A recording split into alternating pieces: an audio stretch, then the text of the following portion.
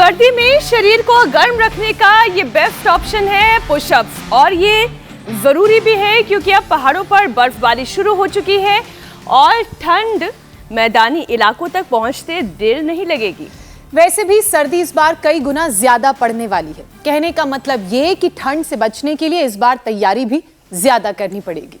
और वो इसलिए भी क्योंकि इस मौसम में ठंड बढ़ते ही ब्लड फ्लो स्लो होने लगता है और मसल्स, हड्डियां, जोड़ों की जो फ्लेक्सिबिलिटी है वो घटने लगती है। एक मेडिकल रिपोर्ट के मुताबिक विंटर में हर 10 में से 7 लोग जोड़ों के दर्द, जकड़न या मसल स्ट्रेन से जूझते हैं और 40 की उम्र के बाद ये परेशानी और भी ज्यादा बढ़ जाती है।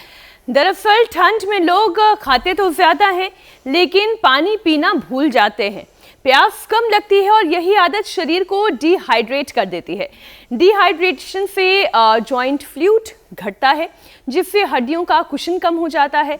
यही वजह है कि घुटनों, कंधों और रीढ़ की हड्डी में दर्द महसूस होने लगता है। सर्द हवा की चुभन और पानी की कमी से जोड़ों में फ्रिक्शन बढ़ता है। मसल्स को जरूरी इलेक्ट्रोलाइट्स नहीं मिलते जिससे ऐंठन, अकड़न भी बढ़ती है। हार्वर्ड हेल्थ स्टडी के मुताबिक तो लो टेम्परेचर बोन डेंसिटी को धीरे धीरे कम करता है।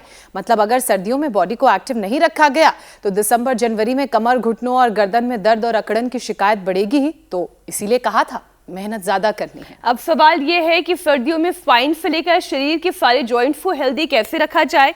अगले 3 महीने तक स्पाइन की फ्लेक्सिबिलिटी को कैसे बनाए रखा जाए, कैसे मसल्स की टाइटनेस दूर होगी और एनर्जी का फ्लो बना रहेगा, इसी का निदान बताने के लिए योग गुरु स्वामी रामदेव हमारे साथ अब से थोड़ी देर में जुड़ जाएंगे। तब तक आप और हम मिलकर थोड़ी सी स्ट्रेचिंग योगाभ्यास कर लेते हैं जिससे कि कुछ फ्लेक्सिबिलिटी बढ़ाने का काम हम शुरू करते हैं। मीनाक्षी, क्योंकि सर्दियों में हड्डियों की मजबूती और दर्द को दूर करने की बात हो रही है तो ये भी जरूरी है कि हम सर्दियों में अपनी एक्सरसाइज की शुरुआत सूक्ष्म व्यायाम से करें। तो सबसे पहले ग्रीसिंग, मोबिलिटी बहुत जरूरी है और उसके बाद फिर एडवांस आसन और जो दंड स्वामी जी लगवाते हैं उसको आगे बढ़ाएंगे। कहने में ये सूक्ष्म है लेकिन काम बड़े बड़े कर देते हैं।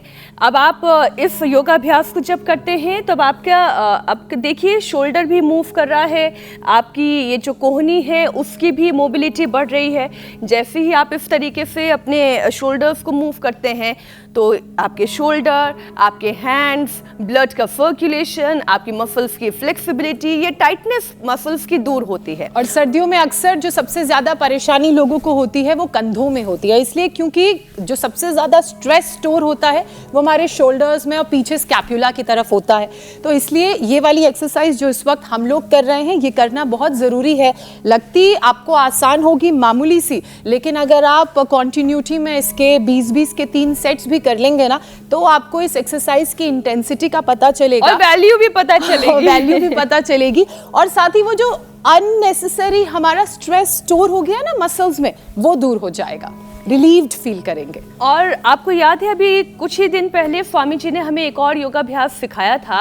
उन्होंने क्या कहा था, अपने दोनों हाथों को इस तरीके से खोल लें और फिर अपने हाथों को ऐसे ऐसे क्लॉकवाइज, एंटी क्लॉकवाइज इसे मूवमेंट दें।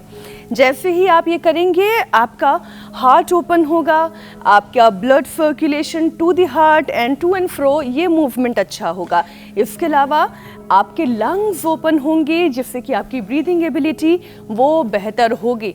तो और जो लोग चक्रास के साइंस को समझते हैं, ये वाली जो एक्सरसाइज है जिसमें पूरा हाथ ऐसे घूम रहा है, शोल्डर्स घूम रहे हैं, ये हार्ट चक्रा को भी ओपन करता है। तो सर्दियों में हार्ट चक्रा ओपन रहे, दिल की कोई परेशानी ना हो, जो हार्ट बीट है वो धीमी ना पड़े, रुके ना और किसी तरह का कोई थक्का ना जमे, उसके लिए ये एक्सरसाइज बहुत जरूरी है। मीनाक्षी, इसके अलावा एक और एक्सरसाइज है, वो योगाभ्यास कराइए, एक्सरसाइज आप जिम में कराइएगा हमें। योगा अभ्यास जिम में भी तो आधी से ज्यादा वर्कआउट्स जो होते हैं वो सब योगा अभ्यास है। स्ट्रेचिंग और कूल डाउन की जो सारी एक्सरसाइजेस हैं वो योगा अभ्यास है। तो इस तरह से देखिए बीमारियों पर शिकंजा कसा जाएगा और शरीर को सेहतमंद बनाया जाएगा। और करना क्या होगा योग गुरु स्वामी रामदेव हमें बताएंगे। स्वामी जी जुड़ चुके हैं, बहुत बहुत स्वागत है आपका। प्रणाम स्वामी जी।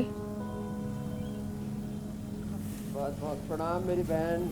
चाहे वो सीरियल ब्लास्ट का मामला हो, हजारों किलो आरडीएक्स से लेकर के विस्फोटक सामग्री आतंकवादियों ने जैसे इकट्ठी की हुई थी और धरती से लेकर के आसमान तक पूरे इंदिरा गांधी अंतर्राष्ट्रीय हवाई अड्डे को भी हाईजैक कर लिया था हैकर्स ने, और 800 विमानों को आसमान में लड़ा करके और पूरा एक महाविध्वंस मचाने की तैयारी थी।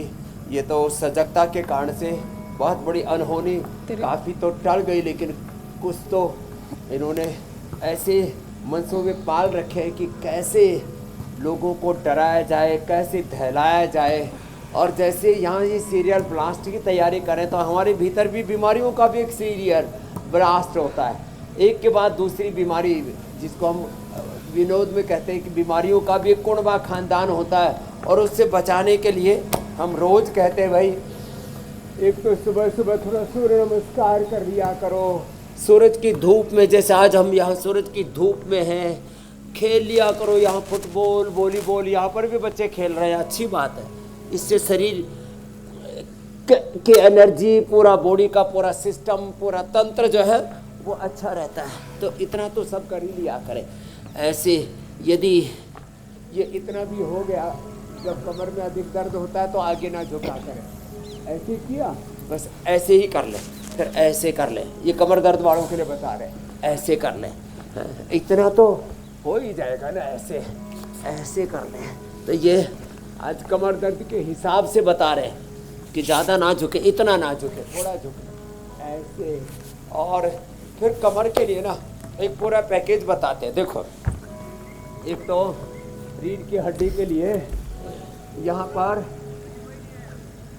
पूरा का पूरा ताना बाना, एक तो कटिबस्ती, ग्रीवाबस्ती, पृष्ठबस्ती, और उसके साथ एक्यूप्रेशर, एक्यूपंक्चर, फिर ओजोन थेरापी, बहुत कुछ कराते हैं, श्रृंगी, वात मोक्षण, रक्त मोक्षण और लेप लपेट। फिर ये उष्ट्रासन, ये भी ना हो पाए तो कम से कम इतना तो जरूर करें। चलो ऐसे। और सुशांत, आप तो बैठ के प्राणायाम ही ज़्यादा करो, इसने भी बहुत हिम्मत की है। एक एक दिन में लगभग 1.5 किलो वजन कम कर रहे हैं सुशांत जी, और अपने पूरे स्ट्रक्चर को, शरीर के ताने बाने को संवार रहे हैं। ऐसे ही आज सबके ज़िंदगी में जो टूट फूट हुई है, ये हमारा एक बालक उधर खड़ा है, रोहतास, अरे इधर इसका रोहतास का भी लगा दो। हाँ, इसने भी अपना ताना बाना अच्छा कर लिया, और रीढ़ की हड्डी इतनी टूट फूट गई थी, पहले भी इंडिया टीवी पर हमारे साथ आ चुके हैं, इतनी टूट फूट गई थी रीढ़ की हड्डी कि बेड रेस्ट पर आ गया था, और डॉक्टर ने कह दिया था अब तो ज़िंदगी भर भाई देखो, या तो बेड पर रहेगा या व्हीलचेयर पर रहेगा। और इसने करीब 4-5 तो वर्ल्ड रिकॉर्ड बना दिए, Guinness book of world record में है। एक बार जोरदार अभिनंदन है। अभी भी कहाँ से जीत के आया है? हाँ, सीरिया से जीत करके आया। क्या बात, जोरदार तालियां बजा दो भाई।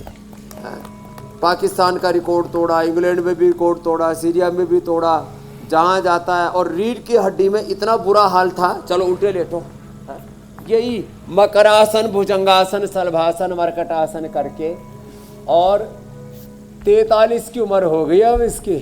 लोग तो कहते हैं कोई शारीरिक सामर्थ्य बल से जो रिकॉर्ड बनाने होते आप 25, 30, 35 की उम्र तक बना सकते हो। इसने तो 35 में तो रिकॉर्ड बनाने शुरू किए। तो ये है ताकत योग की। और हाँ, अभी ठंड आ गई है, अब वैसे भी cervical spondylitis, pain slip disc, sciatica, जितने भी वात रोग हैं वो बढ़ जाते हैं। एक तो मैं कहता हूँ, ये देखो ये मेथी रखी है ना, ये जो है, ये मेथी प्रदर्शन के लिए नहीं रखी हुई। ये जो मेथी है ये इसलिए रखी हुई है कि मेथी के पत्ते, इनको ऐसे ही काट के, फिर थोड़ा अंकुरित मेथी, ये भी बड़ी ज़ोरदार है। आप इसको भी डाल सकते हो रोटी में। हाँ, इसको तो ऐसे भी खा सकते हो, ऐसे भी खाते हैं ना, तो ये अच्छी लगती है। और ये मेथी भी अच्छी लगती है, इसको भी ऐसे ही पत्ते खाते हैं। स्वामी जी, कच्ची मेथी कौन खाता है? हम तो गांव में यही कार्यक्रम कच्ची मेथी भी खाई जा सकती है क्या? खेत में। हाँ,